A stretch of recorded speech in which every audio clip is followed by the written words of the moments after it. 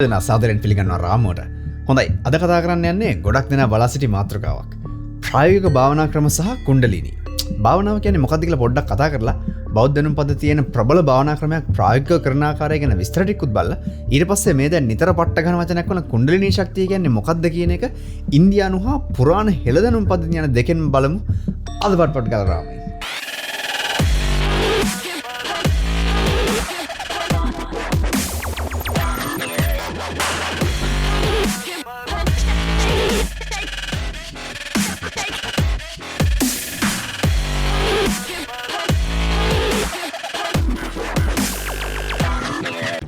එස්සල් ෆොටෝටියුටෝරියල් එකේ නලින් සහෝදරයාට ස්තුති කරනවා රාමුවට ෂවුට් අවුට් එකක් දුන්නට. හරිම නිහතමානී කෙනෙක් ඔබ. බොහොම ස්තුතියි. ඔබට ජය වේවා කියලා ප්‍රාර්ථනා කරනවා. මොකද්ද භාවනා ක්‍රමයක් කියලා කියන්නේ? මේකට මගේ කල්යාණ මිත්‍රයෙක් හා පූර්ණ කාලීන භාවනා නියෝගියෙක් කියපු ලස්සන උදාහරණයක් මෙතනදී මම පාවිච්චි කරන්නම්. ඔයාලට ගොඩබිමේ කොහෙට හරි යන්න ඕන නම් කාර් එකක් හරි ජීප් එකක් හරි ලොරියක් හරි භාවිතා කරන්න පුළුවන්. නමුත් ඔයාලට මුහුදේ ගමන් කරන්න ඕන නම් ඒ වාහන එකක්වත් භාවිතා කරන්න බෑ. මුහුද කියන්නේ වෙනම මාධ්‍යයක් නේ. මුහුද යන්න වෙනම වාහන අවශ්‍යයි. දැන් අපේ පංචේන්ද්‍රියට ගෝචරය වන ඒ කියන්නේ අපේ ඉන්ද්‍රිය වලින් ග්‍රහණය කරගන්න පුළුවන් ලෝකයේ හරියට ගොඩබිම වගේ. අපේ ඉන්ද්‍රිය හා තාර්කික හැකියාව වගේ දේවල් ඒ ගොඩබිම යන වාහන වගේ. ගොඩබිමේ තැනකින් තැනකට යන්න මේ වාහන පාවිච්චි කරන්න අපිට පුළුවන් නේ. මුහුද ගවේෂණය කරන්න අවශ්‍ය වාහන හදාගන්න අමුද්‍රව්‍ය අපි ළඟ තියෙනවා. නමුත් මුහුද ගවේෂණය කරන්න අවශ්‍ය වාහන අපිට උපතින් පිහිටලා නැහැ. එතකොට භාවනා ක්‍රම කියන්නේ මේ මුහුද එහෙම නැත්නම් පංචේන්ද්‍රියට ගෝචර නොවන තර්කයට ගෝචර නොවන විශ්වයේ පැතිකඩ ගවේෂණය කරන්න සුදුසු වාහන හදාගන්න උදව් වෙන සැලසුම්පත්. එහෙම නැත්නම් බ්ලූප්‍රින්ට්ස්. එක එක සැලසුම්පත් වෙනස්.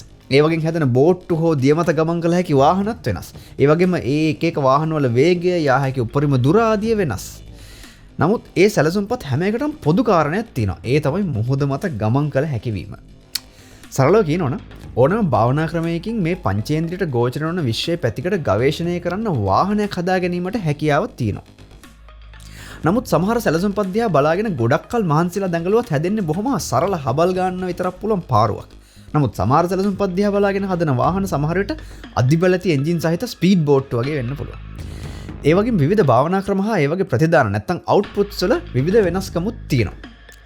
ඉතින් තව ඉස්සරහට යන්න කලින් කියන්නම් අද එපිසෝඩ් එක මුහුදේ දැනටමත් ගමන් කරන අයට, තාම ගමන් නොකලත් වෙරළ හිටගෙන ලාවට මුහුදු රළ පාගන අයට සහ මුහුද දැකලා හෝ රළ පාගලා නැතත් මුහුදක් තිබීමට සම්භාවිතාවයක් ඇති කියලා හිතන අයට තමයි අද එපිසෝඩ් එක. ඔය මුහුද ඈතින්වත් පේන්නේ නැති රට මැදටම ගිහිල්ලා වලක් හරලා ඒකේ රිංගගෙන කෝ මුහුද එහෙනම් තියෙනවා නම් පෙන්වන්න ඒවා මානසික රෝග අරකයි මේකයි කියලා තර්ක කරමින් විනෝදයක් ලැබමින් ඉන්න කෙනෙක් නම් මේ එපිසෝඩ් එක දිරව ගන්න ටිකක් අමාරුයි. ඒකට මට සමා වෙන්න. ඊළඟ කාරණේ මේ සැලසුම්පතක් දිහා බලාගෙන බෝට්ටුවක් හදන්න ගියාට අපි කවදාවත් බෝට්ටුවක් හදලා නැහැ. ඉතින් මුලදි මේ වැඩේ හරි අමාරු වෙනවා. අත් රිදෙනවා, කැපෙනවා, දේවල් වැරදි විදිහට හයි වෙනවා, කම්මැලි හිතෙනවා. මේකෙන් නම් කවදාවත් බෝට්ටුවක් හදාගන්න බැරි වෙයි කියලා හිතෙනවා. මේකේ මොකද්ද තියෙන රසය මේ වදයක් මිසක් කියලා හිතෙනවා. මුහුද සංචාරය කිරීම විනෝදජනක වුණත් බෝට්ටුවක් හැදීම විනෝදයක් නෙමෙයි. නමුත් මුහුද යන්න බෝට්ටුවක් අවශ්‍යමයි. ඒක නිසා මුහුද යන්න අවශ්‍ය නම් කාලයේ ශ්‍රමය කැප කරලා බෝට්ටුවක් හදාගන්න සිද්ධ වෙනවා.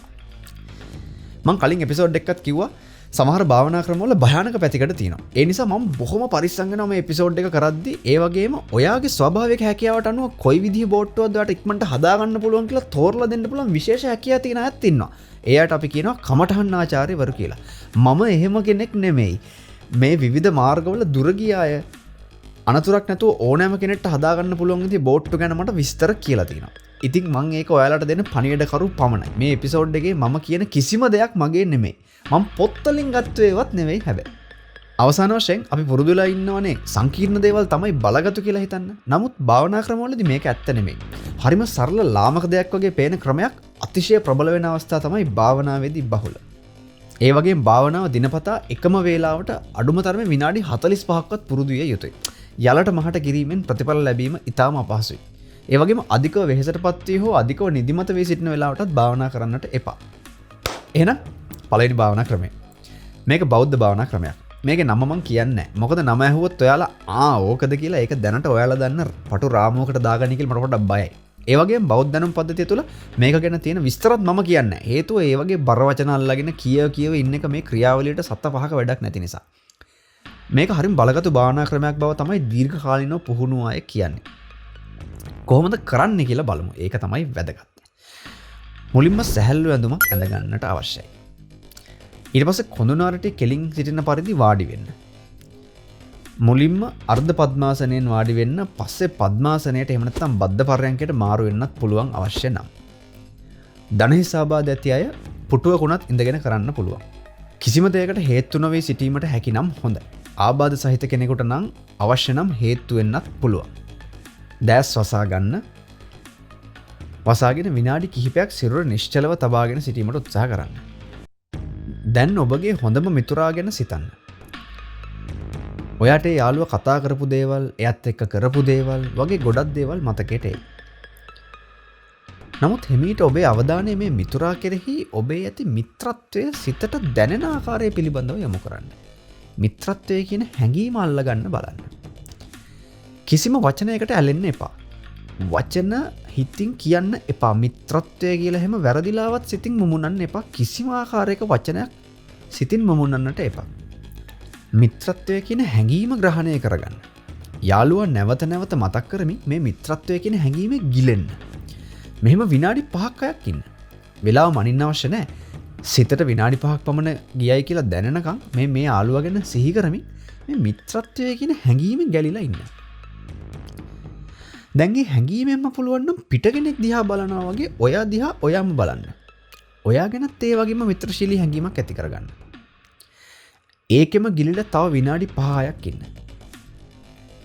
දැන් නැවත ඔයාගේ මිත්‍රය මතක් කරගන්න.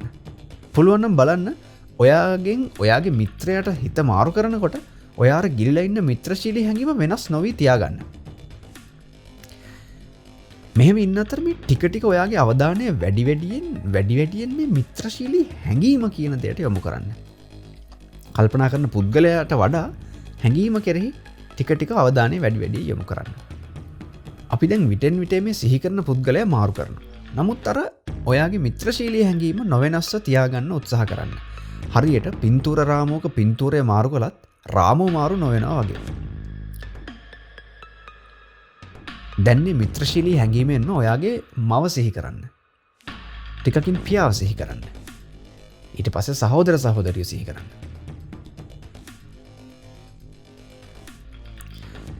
මෙහෙම ටිකින් ටික ඔයා දන්න හැමෝම සිහිපත් කරන්න. හැමෝම විනාඩි 5-10 සිහිපත් කරන්න අවශ්‍ය නැහැ. පස්සේ එන අයව තප්පර 5-10ක් කළත් ඇති.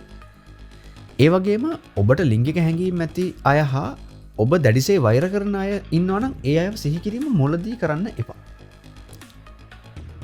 ඉතින් ටිකින් ටික මේ ක්‍රියාවලිය හරහා මිත්‍රශීලී හැඟීම කියන එක නැවත නැවත වරගන්නවන්න. ඒ කියන්නේ නැවත නැවත ඒක බලගන්නවන්න මිත්‍රශීලී හැඟීම කියන එක. ඒ වගේම ඒ බලගන්නවන හැඟීම නැවත නැවත අල්ලගන්න. අල්ලගන්න හැඟීම නැවත වරගන්නවන්න. නැවත බලගන්නවන්න. ඕක නිකන් සයිකල් එකක් වගේ කරන්න ඕන. මෙහෙම කාලයක් කරනකොට මිත්‍රශීලී හැඟීම කඩා ගන්න නැතුව ඔයා වෛර කරන කෙනෙක් වුණත් සිහිපත් කරන්න පුළුවන් වෙනවා. තවත් කාලයක් කරනකොට පුද්ගලයෙක් නැතුවත් මේ මිත්‍රශීලී හැඟීම කියන එක දිගටම පවත්වා ගන්න පුළුවන් වෙනවා. අන්න එතකොට ඒක පතුරවන්න පුළුවන් කියන එක ඔයාට දැනෙනවා. දැන් මේ පතුරවන්න පුළුවන් කියන එක හැකියාවක්. විශේෂ ස්කිල් එකක්. මේ පතුරවන්න පුළුවන් කියන එක අපිට අවබෝධ කරගන්න බෑ මේ වෙලාවේ. ඒ හැකියාව ලැබෙන්න නම් අර විදිහට මේ ක්‍රියාවලිය කාලාන්තරයක් තිස්සේ යෙදිලා පුහුණු කරන්න ඕන. පතුරවනවා කියන්නේ නිකන් පැතිරෙන්න කියලා අපි හිතන එකට නෙමෙයි. ඒක යම්කිසි විශේෂ හැකියාවක්. ඒක එතන ඇවිල්ලා බලන්න කියලා තමයි මේක දීර්ඝ කාලිනව පුහුණු කරපු අය කියන්නේ. මේ පතුරවන්න පුළුවන් කියන්නේ මොකක්ද කියන එක තේරුම. ඔන්න එතකොට ඔයාගේ බෝට්ටුව රෙඩි. බෝට්ටුව සූදානම්. මොහොත ගවේෂණය කරන්න මෙන්න මේ පතුරවන්න පුළුවන් කියන තැනට එනකොට විශේෂයෙන්ම බෝට්ටුව බොහොම සූදානම් කියන එක තමයි කියන්නේ. දැන් මොහොත ගවේෂණය කරන්න ඔයා සූදානම්. මෙහෙම මොහොතේ කරක් ගහන ඔයාට තවත් කල්යද්දි පුළුවන් වෙනවා මේ බෝට්ටුවම සබ්මැරීනයක් බවට හරවගෙන මුහුදු පතුලටම කිමිදෙන්න. එහෙම ගවේෂණය කරද්දී ඔයා දකින ලස්සන මුහුදු ජීවීන්, කොරල්පර ගැන ඔයා කිව්වත් ගොඩබිමේ ඉන්න කට්ටියක විශ්වාස කරන්නේ නැති වෙයි. ඒක නිසා නිහඬව ගවේෂණය කරන්න. ගවේෂණය කරද්දී ලැබෙන දේවල් එක එක තැන්වල කියන්න කතා කරන්න යන්නට එපා.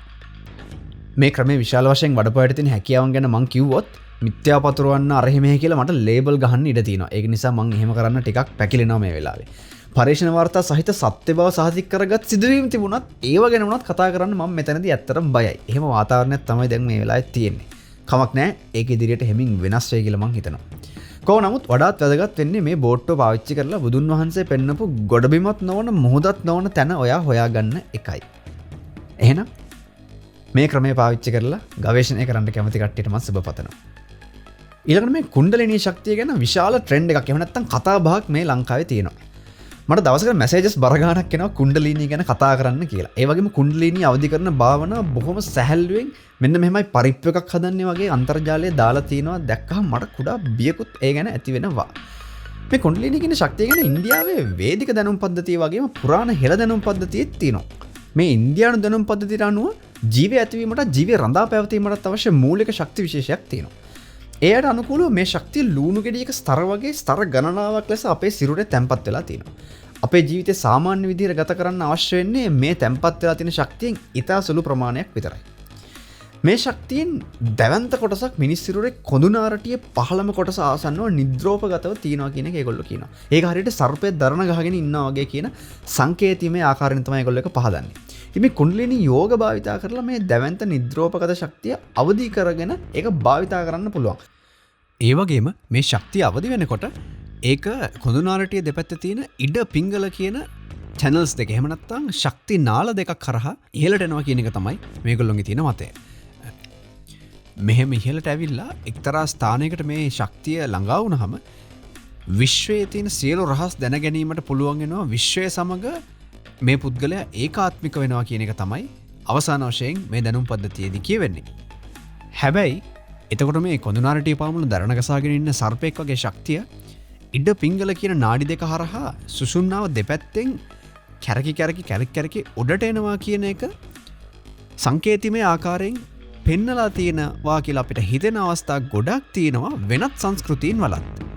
ඒ වගේම අමතක කරන්න එපා මේ සර්පයා කියන සත්වය එහෙම නැත්නම් මේ බඩගාන උර්ග විශේෂයන් පිළිබඳව මිනිසාට හැමදාම පොඩි ආසාවක් පොඩි කුතුහලයක් තිබුණා කියන එක අමතක කරන්න එපා. ඒක නිසා මේ වගේ කියවෙන්නේ මේ එකම ශක්තිය විවිධාකාර සංස්කෘතීන් වලින් අර්ථ දක්වන්න උත්සාහ කරපු ආකාරයද එහෙම නැත්නම් ඒගොල්ලොන්ගේ වෙනම මතද මේ කියවෙන්නේ කියලා අපිට හිතා ගන්න අමාරුයි. මට පේන ටික මම ඔයගොල්ලෝ ඉස්සරහා තියෙනවා මේ මම හැමදාම කරනවා වගේ මට හිතෙනවා මේවා අතර සම්බන්ධයක් තියෙනවා කියලා මම විතරක් නෙමෙයි තව මත පළ කරන ඉන්නවා. නමුත් මේ සර්පය දෙන්නෙක්ගෙන් මේ ශක්තියක් ඉහළට එනවා. මේ ඉහළට පැමිණීමෙන් ඒක මේ හිස ආසන්න ප්‍රදේශවලට පැමිණීමෙන් පසු ඒ පුද්ගලයාගේ යම්කිසි ආකාරයක අවදිවීමක් තිබෙනවා. විශ්වය පිළිබඳව ඒ පුද්ගලයාට අමුතු දැනුමක් තිබෙනවා. අන්න ඒ ආකාරයේ අදහස් තියෙන අවස්ථා අපිට පේනවා. මේ බලන්න ක්‍රිස්තුපූර්ව 2100 දී පමණ සුමේරියානු සංස්කෘතියට අයත්යි හිතන මේ පුරාවස්තුවේ තියෙන සලකුණු දිහා.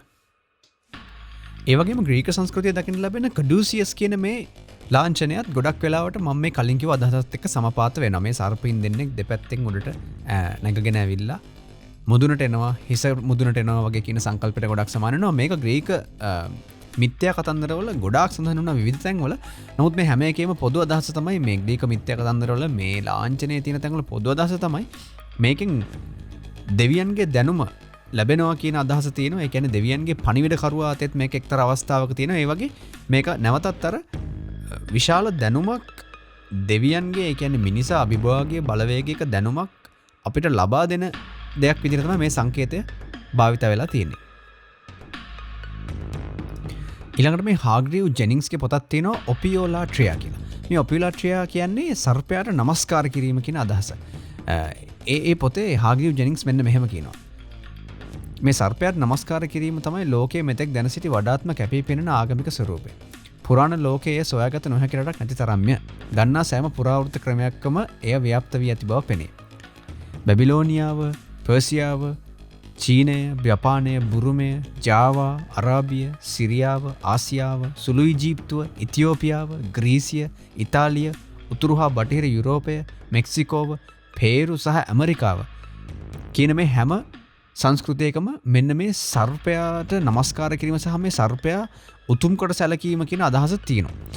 ඉතින් එතුමත් අදහස් කරන්නේ අවසාන වශයෙන් මේක මේ සංකේතිමය වශයෙන් පෙන්වන්න හැදුවට මේ කියන්න හදන්නේ මේ අපේ සිරුරේ නිද්‍රෝපගතව තියෙන ශක්තියක් ඒක අවදි කරගත්ත කට්ටිය ඒකේ ප්‍රතිලාභ දැකලා ඒ නිසා ඉන් පස්සේ මේ ඒගොල්ලෝ මේ ඉහළට නැගලෙන ශක්තිය සර්පයෙක් වගේ කියලා කියපු නිසා මිනිස්සු සර්පයාට වන්දනාමාන කරන්න පටන් ගත්තා කියලා. අර මං හැමදාම කියනවා වගේ හඳට ඇඟිල්ල දික් කරපුවාම හඳ දිහා බලන්නේ නැතුව ඇඟිල්ල දිහා බලලා ඇඟිල්ලට වඳින්න පටන් ගත්තා වගේ වැඩක් ඒක.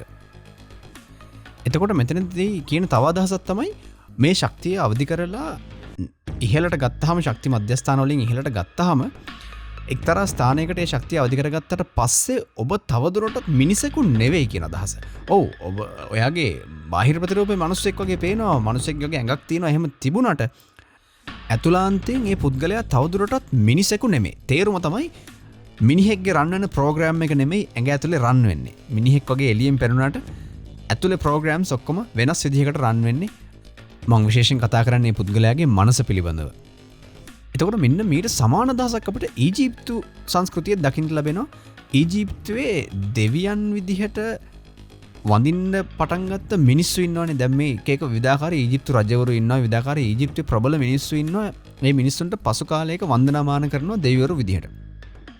ඉතින් මේ ක්‍රියාවලිය තුලත් ඕගොල්ලන්ට පේනවා මේ ගොඩක් දෙවිවරුන් විදිහට සලකපු මේ රජවරුන්ගේ ආදී අයගේ පිළිම නෙලනකොට මේ සර්පයෙක් නලලින් මතුවෙලා ඉන්නවා. ඒ කියන්නේ පහළට හිටපු සර්පයෙක් උඩට ඇවිල්ලා ඉහළින් මතුවෙලා තියෙනවා කියන අදහස පිළිඹු කරා කියලා සමහර අය මතපල කරනවා. ඔන්න ඔය වගේ මත තියෙනවා. ඒ වගේම ක්‍රිස්තියානි හා කතෝලික දැනුම් පද්ධතියේ තියෙන අදහසක් තමයි මේ බයිබලයේ පසුබිම් කරගත්ත විශ්වාසයන්ගේ තියෙන අදහසක් තමයි විශේෂයෙන් බයිබලයේ තියෙන දෙයක් තමයි මේ ආදම් සහ ඒවා දෙවියන් වහන්සේ විශේෂ නිර්මාණය කරන ලද මුල්ම මිනිසුන්. එතකොට දෙවියන් වහන්සේ කියනවා මෙන්න මේ එක්තරා ගහක් තියෙනවා මේකේ පළතුරු අනුභව කරන්න එපා කියලා. සමහර විද්වතුන් කියනවා මේ ගහ කියන්නේ විශ්වය පිළිබඳ දැනුම සහ ඒ ගහ වටේ එතිලා තමයි හිටියේ සර්පයා. ඒ සර්පයා විසින් ඒ බව පොළඹව ගන්නවා මේ තහනම් ගහේ ගෙඩි කන්න. ඒක තුලින් දෙවියන් වහන්සේ පෙළඹෙනවා මේගොල්ලෝව ආදම්ගේ උයනේ නිරපන්න. ඉතින් සමහර විද්වතුන් මතපල කරනවා මේකෙන් කියවෙන්නේ මනුෂ්‍යයා විසින් මේ කුණ්ඩලිනී ශක්තිය මේ විශ්ව ශක්තිය අවදි කරගෙන තමන්ගේ ඉහළ මධ්‍යස්ථාන වලට මේ ශක්තිය ගෙනාවට පස්සේ විශ්වයේ රහස් අවබෝධ කරගත්තට පස්සේ දෙවියන් වහන්සේව අවශ්‍ය නැති වුණා කියන සංකල්පය දෝ කියලා සමහර විද්වතුන් මතපල කරනවා. ඒ වගේම මේ බොහොම ප්‍රසිද්ධ භාවිතයේ තියෙනවා මේ ශක්තිය මූලික මධ්‍යස්ථාන 7ක්. එහෙම නැත්නම් චක්‍ර 7ක් කරහා තමයි මේ ශක්තිය ගලන්නේ කියන අදහස. මූලාධර, ස්වාදිස්ථාන, මණිපූරක, අනහත, විසුද්ධි, ආජ්න සහ සහස්‍රාර කියන මේ මධ්‍යස්ථාන 7 ගොඩක් කලට ඔයගොල්ලෝ දැකලත් ඇති මේ චක්‍ර සහ කුණ්ඩලිනී ගැන කතා කරද්දී ඔය මේ 7 ගැන තමයි වැඩිපුර කියන්නේ. හැබැයි මේකේ ඇත්ත කතාව මීට වඩා ටිකක් ගැඹුරුයි සහ ටිකක් වෙනස්. ඒක නම් පොඩ්ඩක් දැන් බලමු. මට මෙතන තව පොඩි අදහසක් පහළ වෙනවා මේ චක්‍ර 7 සහ කුණ්ඩලිනී ශක්තිය සර්පයකට සමාන කිරීම කියන සංසිද්ධිය තුළදී මේක මේ මගේ පොඩි අදහසක් විතරයි. මේක කොහෙවත් එහෙම සඳහන් වෙලා නැහැ. මම නිකන් පොඩි අදහසක් මේ පළ කරන්නේ. දැන් මේක මේ මගේ පොඩි අදහසක්. ඒ ඔන්න මම කිව්වා ඒක කලින්ම වෙන කොහෙවත් තියෙන දෙයක් නෙමෙයි. ඒක නිසා විවේචනයක් හරි අදහසක් හරි යත්නම් මේක මට තමයි. නමුත් මට හිතෙනවා මෙන්න මෙහෙම දෙයක්ත්. දැන් බෞද්ධ දැනුම් පද්ධතියේ බෞද්ධ සාහිත්‍යයේ එන එක්තරා අවස්ථාවක බුදුන් වහන්සේ සතියක් බුදු වීම පසු එක් සතියක් ඉන්නවා ගසක් මුල මේ අපේ පොඩි සංකල්පයක් තියෙනවා මේ මුචලින්ද නාගරාජය කියලා. නාගරාජයෙක් කියලා සත්වරක් බුදුන් වහන්සේ වෙලාගෙන හිසට උඩින් පෙනේ මේව කරගෙන හිටියා කියලා සතියක්. ඉතින් මට හිතෙනවා සමහර වෙලාවට මේකෙන් කියවෙන්නේ බුදුන් වහන්සේ දැන් සියලු ශක්තියින් අවදි කරගත්ත කෙනෙක් විදිහට බුදුන් වහන්සේ නිරූපණය කරලා තියෙන්නේ අපේ බෞද්ධ දැනුම් පද්ධතිය. එතකොට එතනදී මට පොඩ්ඩක් හිතෙනවා මෙතනදී මේ සතිය තුළ උන්වහන්සේ මේ කුණ්ඩලිනී ශක්තිය කියන එක ගවේෂණය කරමින් කාලය ගත කරාද කියන එක නිකම් පොඩි අදහසක් පමණයි. මේ ශක්තිය භාවිත කරන්න පුළුවන් ලෞකික ශක්තියින් අවදි කරගෙන ලෞකික දේවල් කරන්නත් ලෝකෝත්තර ගමන වේගවත් කරගන්නත් පුළුවන් කියලා කියනවා. ඉතින් මේ ශක්තිය නාඩි කියලා සිරුරේ තියෙන මාර්ග 72000 කරා ගමන් කරනවා. ඒ වගේ මේ නාඩි මාර්ග මූලික ස්ථාන 112කදී ත්‍රිකෝණාකාර ලෙස සම්බන්ධ වෙනවා. මේ ස්ථාන වලට කියනවා චක්‍ර කියලා. මේ ශක්තිය අවදි කරගන්න ක්‍රමත් 112ක් තියෙනවා. හැබැයි මේ සිරුරේ තියෙන චක්‍ර 112ට අමතරව භෞතික සිරුරෙන් පිටත් චක්‍ර දෙකක් තියෙනවා කියලා කියනවා. එතකොට මුළු ගාන 114යි. ඉතින් මේ චක්‍ර 114න් උත්සාහයෙන් අවදි කරගන්න පුළුවන් 108ක් පමණයි. මේ 108 අවදි කරගත්තොත් ඉතිරිව ඉබේම විවෘත වෙනවා හෙමින් කියන එක තමයි මේ දැනුම් පද්ධතිය තියෙන්නේ. එතකොට මේ 108 කියන එකත් හැබැයි හරි සුවිශේෂී නම්බරයක්. මොකද හිරු හා පෘථිවිය අතර තියෙන දුර හිරුගේ විශ්කම්භය වගේ 108 ගුණයක් දල වශයෙන්. හිරු හා පෘථිවිය අතර තියෙන දුර හිරුගේ විශ්කම්භය වගේ 108 ගුණයක් දල වශයෙන්. ඒ වගේම පෘථිවිය හා සඳු අතර දුරත් සඳුගේ විශ්කම්බය වගේ 108 ගුණයක් දල වශයෙන්. එහින්දම 108 කියන නොම්බරයට පොඩි විශේෂත්වයක් තියෙනවා. ඒ වගේම මේ යෝගයෙන් නිශ්වාස කරනවා මිනිසාගේ සිරුරේ තියෙන මේ ශක්තිය මිනිසාගේ සිරුරේ කියන වචනයත් ඇත්තටම මෙතන පාවිච්චි කරන්න ටිකක් අමාරුයි. මොකද ඒක ඊට වඩා ටිකක් සංකීර්ණයි. නමුත් මිනිසා සතු මේ ශක්ති පද්ධතිය හා සූර්යග්‍රහ මණ්ඩලය අතර යම්කිසි සම්බන්ධයක් තියෙනවා කියලා මේ යෝගීන් විශ්වාස කරනවා. දැන් මේ සැඟවී ඇති දැවැන්ත ශක්තිය කුණ්ඩලීනී දරණ ගසාගෙන සිටින සර්පයා වගේ වචන හැද්දි නිකන් හෙන කික් එකක් එනවනේ සමහරලාට නේද අපි කියනවා. ඒකට පොඩි කික් එකක් එනවා කියලා අපි කියනවා. නිකන් හරි ආසාවක් හිතෙනවා මේ අම්මාෂා නියම වැඩක් කියලා හිතෙන්නට පුළුවන්. නමුත් මෙතන ලොකු ප්‍රශ්නයක් තියෙනවා. ඒ ප්‍රශ්නය ගැන කතා කළ යුතුමයි. ප්‍රශ්නය තමයි මේ ශක්තිය දරා ගන්න ඔයාගේ සිරුර සූදානම්ද කියන එක. පූර්ණ කාලීන කුණ්ඩලිනී යෝගියෙක් වන මාගේ කල්යාණ මිත්‍රයෙක් වරක් මට කිව්ව මෙන්න මෙහෙම උදාහරණයක්. මං හිතුවා ඒක ඕගොල්ලන්ට කියන්න. ඕගොල්ලෝ දැකලා තියෙනවද මේ ඛනිජ තෙල් ආකාරයක් ඉස්සල්ලාම සැරේ හොයාගත්තට පස්සේ ඒක කැනපු අවස්ථාවක්. එහෙම දැකලා තියෙනවද දන්නේ නැහැ. එහෙම දැකලා නැත්නම් ඛනිජ තෙල් ආකාරයක් ඉස්සල්ලාම පාදගත්තාම තෙල් විදිනවා අහස උසට. විශාල වේගයකින් විශාල පීඩනයකින් ඒ තෙල් උඩට විදිනවා. ගොඩක් අවස්ථාවලදී. එහෙම නැති අවස්ථාත් ඇති. නමුත් ගොඩක් අවස්ථාවලදී විදිනවා. එතකොට මේ මගේ මිත්‍රගේ උදාහරණය තමයි මෙහෙම හිතන්න. ඔයා ගෙයක් හදලා තියෙනවා. ඔයා නිකන් බොහොම සරල කටුමැටි ගෙයක් හදලා තියෙනවා. එක්තරා තැනක. එතකොට හදිස්සිය ඔයාට දැනගන්න හම්බෙනවා කවුරු හරි ඉන්ටර්නෙට් එකේ කියනවා හේයි මාර වැඩක් යාළුවා මේ අපි හැමෝගෙම ගෙවල් යට තියෙනවා ඛනිජ තෙල් ආකාරයක්. මේක කැනලා පාදා ගන්න. මෙන්න මෙහෙමයි කනින්නේ ඔන්න සවලක් දැන් ගහලා බලන්න ඔන්න ගහලා දැන් කඩා ගන්න කියලා ඔක. ඉතින් ඔයා කටුමැටි ගයක් තියාගෙන ඕක මෙහෙම මේ ගහලා පාදගත්තොත් බොහොම රළු විදිහට ඒක පාදගත්තොත් ඒ ඛනිජ තෙල් ආකාරයේ තෙල් ඔයාගේ මේ ගෙදර කුඩු පට්ටම් කරගෙන තමයි උඩට එන්නේ. අන්න ඒ වගේ ඔයාගේ සිරුර සූදානම් නැත්තම් මේ නිද්‍රෝපගත ශක්තිය අවදි වෙලා ඒක සිරුර පුරා ගමන් කරනකොට ඒක දරා ගන්න ඒකින් ලොකු ගැටලු වලට ඔයා මූණ පානවා කියන එක තමයි මේ මගේ මිත්‍රයා මට ඒ දවස්වලම කිව්ව දෙයක්. ගොඩක් කලින් යා කිව්වේ මේක. මෙන්න මේකයි මේ කුණ්ඩලීනී කියන කතන්දරේ තියෙන භයානකකම. මේ කුණ්ඩලීනී භාවනා කියනවා සෙල්ලමට විනෝදෙට YouTube එක වීඩියෝ එකක් බලලා වගේ කරන්නට එපා කියන උපදෙස තමයි මට මේ කුණ්ඩලීනී කියන එකේ පරතරට ගියපු යෝගීන් කියන කතන්දරේ මම මේ කියන්නේ. ඉතින් ඒක ඕගොල්ලොන්ට මට කියන්න අවශ්‍යතාවයක් තිබ්බා. මම ඒකයි මේ කුණ්ඩලීනී සබ්ජෙක්ට් එක මෙතන දැම්මෙත් අද. ඒකේ වගේ පැත්තක් තියෙනවා. ඒක නිසා ඒක විහිළුවට නෙමෙයි ඒක බොහොම සරලව අරගෙන සැහැල්ලුවට අරගෙන එහෙම නැත්නම් ඒක නිකන් කික් එකක් විදිහට අරගෙන මට සිරි මාර ශක්තියක් තියෙනවා මට මේක ගන්න ඕන එහෙම කරන්නට එපා. ඒක ඊට වඩා හරිම භයානක දෙයක්. ඉතින් අන්තර්ජාලයෙන් බලලා කුණ්ඩලීනී භාවනා කරලා විශාල ගැටලුවකට ලක් වුණා ඉන්නවා. අපි දන්නා ඉන්නවා. ඉතින් කුණ්ඩලීනී අවදි කරගෙන ලෝකෝත්තර මාර්ගයට පිවිසෙන්න ඔයා කැමති නම් දැන් මම කියන්නේ කුණ්ඩලීනී අවදි කරගෙන ලෝකෝත්තර මාර්ගයට පිවිසෙන්නත් පුළුවන්. අවශ්‍ය නම් ඔයාට පුළුවන් කුණ්ඩලීනී හොඳට අවදි කරගෙන එක්තරා තැනකට ගියාට පස්සේ ස්විච් වෙන්න පුළුවන්. ඒක දැන් ඒක ලෞකික ශක්තියන් වලට තමයි වැඩිපුර පාවිච්චි කරනවා කියලා කියන්නේ. නමුත් අනිත් පැත්තට පාවිච්චි කරන්න පුළුවන්. එහෙම පාවිච්චි කරන්න ඉන්නවා. දැන් මම අද වීඩියෝ එකෙන් කලින් දුන්නානේ එකම වලමක් එක බ්ලූ ප්‍රින්ට් එකක් එක සැලසුමක් දුන්නානේ බෝඩ් එකක් හදාගන්න. ඒකත් හොඳ ස්පීඩ් බෝඩ් එකක්. ඒකට කැමති නැති අය හරි ඒක ඕනේ නෑ මට ඕන මේ කුණ්ඩලීනී කියන වචනට බැඳිලා මේ පැත්තට යන්න කැමති කට්ටිය ඉන්නවනම් කුණ්ඩලීනී ශක්තිය අවදි කරගෙන ලෝකෝත්තර මාර්ගයට පිවිසෙන්නත් ඔයාත් කැමති නම් ඔයාට මුලින්ම සිද්ධ වෙනවා ඔයාගේ සිරුර කුණ්ඩලීනී දරන්න හැකි ආකාරයට ශක්තිමත් කරගන්න. ඒකටත් අදාළ මෙවලම් යෝගී නිපදවලා තියෙනවා හැබැයි. ඒවට කියනවා හත යෝග කියලා. හත යෝග. හත කියන්නේ 1 2 3 4 5 7 නෙමෙයි හත යෝග. හත යෝග වල කරන්නේ ඔයාගේ සිරුර විශ්වයේ ජාමිතික හැඩතල වලට අනුකූල වන ආකාරයට වෙනස් කරන එක. ඔන්න දැන් ඔතනදී මම අර කලින් කරපු එපිසෝඩ් එකක් තියෙනවා විශ්වයේ භාෂාව ගණිතයේදී කියලා ඒක පොඩ්ඩක් මට මතක් වෙනවා. මේ යෝගීන්ගේ මේ කතන්දරය තුලත් ඒගොල්ලෝ ඒ වගේ දෙයක් යම් මට්ටමකට කියනවා. ඒගොල්ලෝ කියනවා මේ හත යෝග වලින් කරන්නේ අපිට අතට අහු වෙන සිරුර මම කලිනුත් කිව්වා මේ කෝෂවාදය පංචකෝෂ පහක් තියෙනවා කියලා කියන්නේ යෝගික සිස්ටම් එකේ මේ යෝගික ක්‍රමේදී. ඒකෙන් මේ අතට අහු වෙන එකට කියනවා අන්නමය කෝෂ කියලා. ඒ කියන්නේ කෑම වලින් එන ශරීරය. මේ කෑම වලින් එන ශරීරය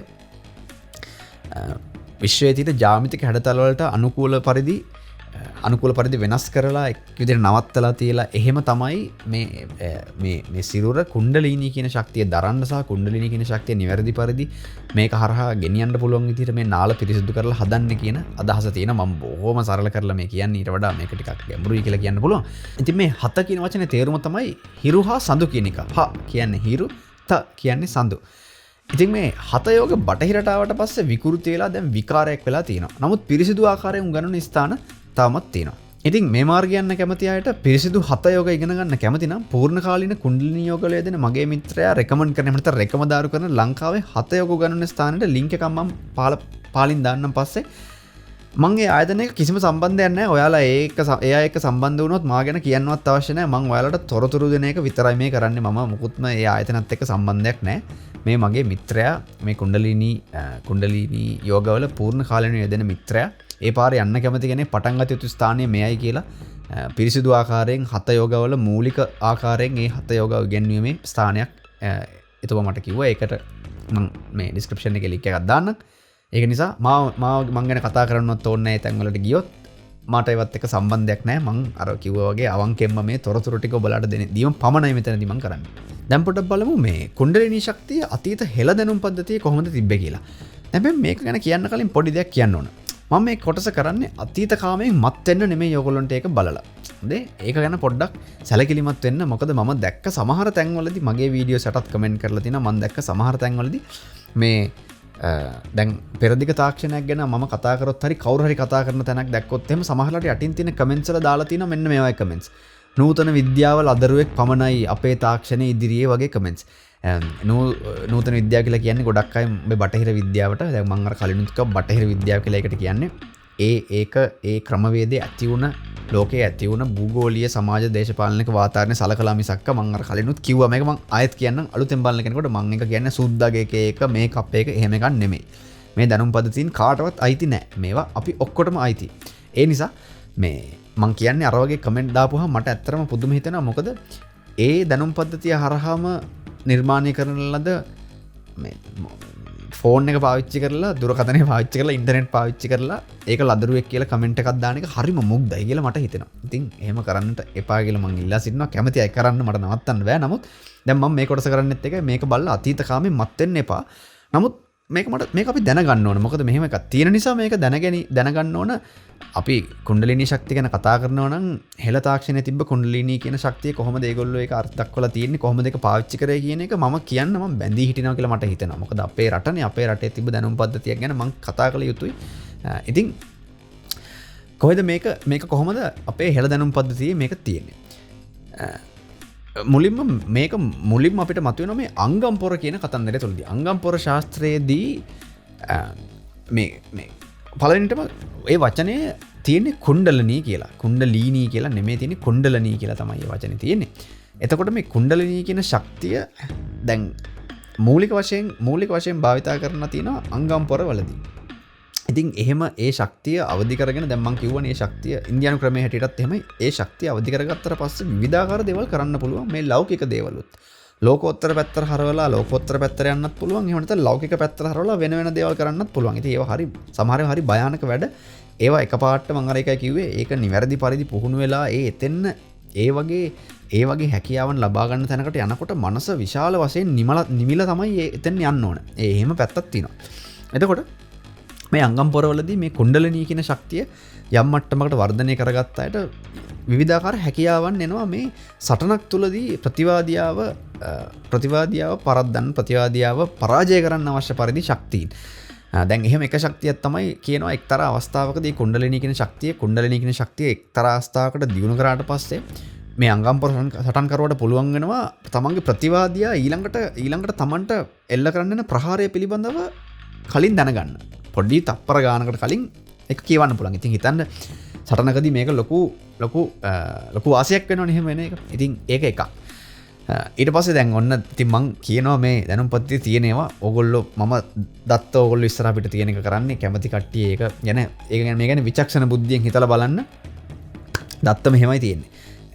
විස්තර මෙහෙමයි තියෙන්නේ. එතකොට ඊළඟට තියෙනවා තව හැකියාවන් තියෙනවා. උදාහරණයක් වශයෙන් අංගම් පොර සටන් කරන කෙනෙකුට පුළුවන් වෙනවා කියනවා එයාගේ මළගිය ඥාතියෙක් හරි අංගම් පොර සටන් කරපු යාගේ නැතිවිච්ච ගුරුතුමා හරි අන්න ඒ වගේ කෙනෙක්ගේ ශක්තියක් සමග සම්බන්ධ වෙන. සම්බන්ධ වුණාට පස්සේ එක ඇඟක් වුණාට දෙන්නෙක් ඒ ඇඟ ඇතුලේ ඉන්නවා කියලා ඉන්න විදිහට සටන් කරන්න පුළුවන් කියලා කියනවා.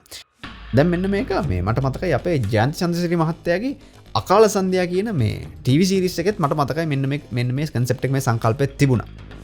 ඉතින් එතුමත් හොඳට හොයලා බලලා මේක කරලා තියෙන අනිවාර්යයෙන්ම මට අද ඒක මට තේරුණා ඒක එතන තිබුණා කියලා මට මතක් වුණා. ඉතින් එහෙම ඒවත් තිබිලා තියෙනවා එතකොට හැබැයි දැන් උතන මෙන්න මෙහෙම දෙයක් තියෙනවා. දැන් ඉන්දියාවේ කුණ්ඩලිනී කියන එක ඊටාම උතුම් දෙයක් විදිහට සලකන්නේ. ඒක ලෝකෝත්තර පැත්තට ලෞකික පැත්තට ඔක්කොටම යන්න පුළුවන්. ඒක ඇත්තටම උපරිම සීමාවක් විදිහට තමයි සලකන්නේ කුණ්ඩලිනී සම්පූර්ණයෙන් අවදි කරගන්න එක. නමුත් හෙළදැනුම් පද්ධතියේදී ඒක පොඩ්ඩක් වෙනස් වෙනවා. හෙළදැනුම් පද්ධතිය කියන්නේ මේ කුණ්ඩලිනී කියන්නේ ආරම්භයක් පමණයි කියලා. කුණ්ඩලිනී චුට්ටක් අවදි කරගත්ත කෙනාටත් පුළුවන් වෙනවා චුට්ටක් අවදි කරගත්ත කෙනාටත් පුළුවන් වෙනවා අනිත් අයට වඩා ගොඩක් දේවල් කරන්න කියලා කියනවා හෙළදැනුම් පද්ධතියේදී. නමුත් එහෙම චුට්ටක් අවදි කරගන්නත් ගොඩක් මහන්සි වෙන්න වෙනවා. ගොඩක් දේවල් කරන්න තියෙනවා. නමුත් එහෙම ගිහිල්ලා කුණ්ඩලිනී වල උපරිමයට ආපු කෙනාට එතනින් එහාටත් යන්න පුළුවන් කියලා කියනවා. එතනින් එහාට තියෙන ස්ටේජ් එකට එහෙම නැත්නම් අදියරට කියනවා මායා කියලා. කුණ්ඩලිනී ශක්තිය පිරමීඩේ පළවෙනි ස්ටෙප් එක පළවෙනි අදියර. කුණ්ඩලිනී සම්පූර්ණයෙන් දියුණු කරලා එක්තරා අවස්ථාවකට ගියපුවාම එතනින් එහාට මායා කියලා ස්ටේජ් එකට ඒ ශක්තිය වර්ධනය වෙනවා. මායා කියන ශක්තිය ඒ ස්ටේජ් එකේදී තවත් කුණ්ඩලිනී එකේදී කරාටත් වඩා අමුතු වැඩ කරන්න පුළුවන් කියලා කියනවා ලොකු වැඩ.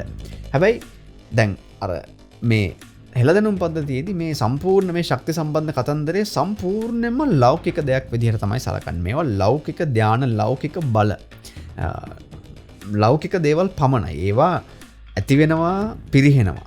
වැරදි දෙයක් කරොත් පිරිහෙනවා. ඒක තියෙනවා නීති පද්ධතිය වගේ. ඒවා සමහර දේවල් වලදී ඒවා ඒ ශක්තියෙන් පිරිහෙනවා. නැවත වර්ධනය කරගන්න ඕන ඔන්න ඔය වගේ දෙයක් තියෙනවා. ඉතින් මේ මායා කියන එක තුළදී අර කුණ්ඩලිනී ශක්තිය විතරක් අවදි කරගත්ත කෙනාට වඩා එතනින් එහාට තව ගියපුවාම මායා කියන එක තුළදී තව ලොකු වැඩ කරන්න පුළුවන් වෙනවා කියලා තියෙනවා. ඉතින් ඒකත් ඒ මායා කියන ශක්තියත් එක්තරා මට්ටමකට වැඩි දියුණු කරලා ඒ කියන්නේ මෙහෙම කියනවා මායා කියන එකේ උපකොටස් තියෙනවා අනන්ත ගාණක් කියලා. මායා කියන තැනට ගියපුවාම කුණ්ඩලිනී ශක්තිය උපරිමයට වර්ධනය කරලා මායා කියන ස්ටේජ් එකට ගියපුවාම එතනින් එහාට තියෙන ඇබිලිටිස් එහෙම නැත්නම් හැකියාවන් වල නිමක් නැහැ කියලා කියන්නේ. එහෙම කියනවා. නමුත් මෙතනිනුත් එහාට තවත් තියෙනවා උච්ච මායා කියලා තැනකුත් තියෙනවා කියලා කියනවා. මායා කියන එකත් කෙල පැමිණි කෙනෙකුට පුළුවන් උච්ච මායා කියන තැනට යන්න කියලා. ඉතින් ඔන්න ඔය ආකාරයෙන් විස්තර අපේ හෙළදැනුම් පද්ධතියේ තියෙනවා මේ කුණ්ඩලිනී කියන ශක්තිය පිළිබඳව. ඉතින් ඒකත් මම කියන්නම් කියලා හිතුවා. ඉතින් ඔන්න ඔහොමයි අද අපි භාවනා ගැන කරපු එපිසෝඩ් එක මම ඉවර කරන්න සූදානම් වෙන්නේ. සමාව වෙන්න මේක ගොඩක් අය ඉල්ලුවා. නමුත් මට මේක ගේන්න ටිකක් පරක් වුණා. ඒකට හේතුව තමයි මේක සරල දෙයක් නෙමෙයි, ටිකක් සංකීර්ණයි. මම අර කලින් කිව්වා අර බෝට්ටු හදන කතන්දරයට ගියොත් එහෙම මේ ඕගොල්ලෝ බෝට්ටු හදද්දී ඕගොල්ලෝ මම වැරදි දෙයක් දීලා ඕගොල්ලෝ ඒක වැරදියට යන ගහලා මේවා කරලා බෝට්ටු වතුරට දාන්න ගිහිල්ලා ඕගොල්ලෝ ගිලුනොත් එහෙම ඒ වගකීම් මට ගන්නට සිද්ධ වෙනවා. ඉතින් ඒ වගකීම් මට ගන්නට බෑ. ඒ නිසා තමයි මේක පරක් වුණේ. එතකොට හොඳම වැඩේ තමයි මම කලිනුත් කිව්වා මේකට තමන් මහන්සි වෙන්නට අවශ්‍යයි. මම මේ කියන ඊළඟ පියවරට යන්නම් තමන් මහන්සි වෙන්න අවශ්‍යයි. මොකද්ද මහන්සිය? නිවැරදි පරිදි කාලාන්තරයක් තිස්සේ භාවනා කරපු කෙනෙක් හොයාගෙන ඒ වගේ පුද්ගලයෙක්ගේ මඟ පෙන්වීමේ යටතේ පුළුවන් නම් භාවනාව පුහුණු වෙන්න. එහෙම අය හොයාගන්න අපහසුයි. මට තේරෙනවා. එහෙම අය හොයාගන්න අපහසුයි. මොකද හොයාගන්න අපහසුයි කියන්නේ වැඩිපුර ඉන්නේ ගොඩබිමේ ඉඳන් කයිවාරු ගහන කට්ටිය තමයි. ගොඩබිම ඉඳගෙන ඉවරලා මුහුදේ ගමන් ගැන කයිවාරු ගහන කට්ටිය, මුහුදට අඩිය තියලා නැති කට්ටිය වැඩි. ඒක ඇත්ත. අපි ඒක පිළිගන්නට අවශ්‍යයි. ඉතින් ඒක නිසා නිවැරදි පරිදි ඇත්තටම මුහුදේ සංචාරය කරපු කෙනෙක්, බෝට්ටුවක් හදපු කෙනෙක්, කාලයක් මහන්සිලා සංචාරය කරපු කෙනෙක් හොයා ගැනීම අපහසුයි. හැබැයි ඒ වගේම තමයි ඔයා වංකෙන් එකට උත්සාහ කරනවා නම් මට හිතෙනවා එහෙම අය ඔබට හම්බෙයි කියලා. ඒ නිසා පුළුවන් නම් එහෙම කරන්න. ඒක තමයි හොඳම වැඩේ. නමුත් එහෙම නැත්තම් ආරම්භයක් වශයෙන් සහ ආරම්භයක් විතරක් නෙමෙයි මම අර කලින්ම දුන්න බෞද්ධ දැනුම් පද්ධතියේ මේවලම ගොඩාක් බලවත්.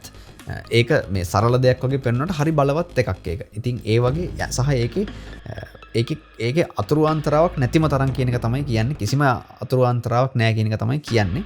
කැමැති කට්ටියට ඒවා ආරම්භ කරන්නට පුළුවන්. එහෙනම් ඊළඟ එපිසෝඩ් එකෙන් හම්බ වෙනකම් සියලු දෙනාට ජයවා.